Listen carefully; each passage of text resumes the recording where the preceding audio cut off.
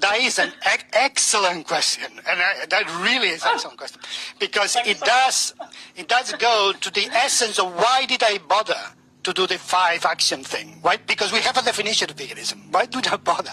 And my answer to this is that definitions are insufficient for philosophies.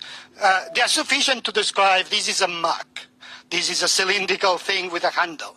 But definitions only tell you what things are. They don't tell you why the things are or how to use them. See, if I say a mug is a container cylindrical with a handle, it doesn't tell me anything about it. It doesn't tell me why it has a handle. There are other containers that don't have it. So I realized that for philosophies, in order to understand that you need two things, the definition, and that's hard, sometimes many philosophies don't have one, and then the principles, the core principles that explain the why. And the vegan society definition doesn't tell you the why, it tells you what it is. It tells you veganism seeks to exclude all forms of animal exploitation and cruelty, but doesn't tell you why. You need something else that justifies all those elements of the definition, and then it makes sense from a philosophical point of view. And that's the principles. So I think any philosophy should only be completely defined when you have both definitions and principles. But the definition is what makes you a vegan.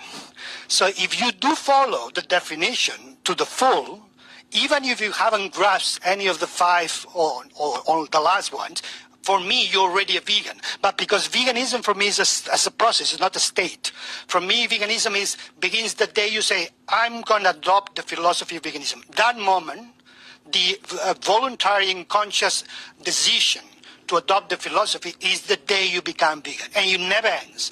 Any day you'll learn more about it, you'll become better at it, and it never ends. So it's every day I'm better vegan than the day before. It's a process that never ends, but begins with your decision, because veganism is a philosophy. It has to be a philosophical decision that makes a vegan from a non-vegan.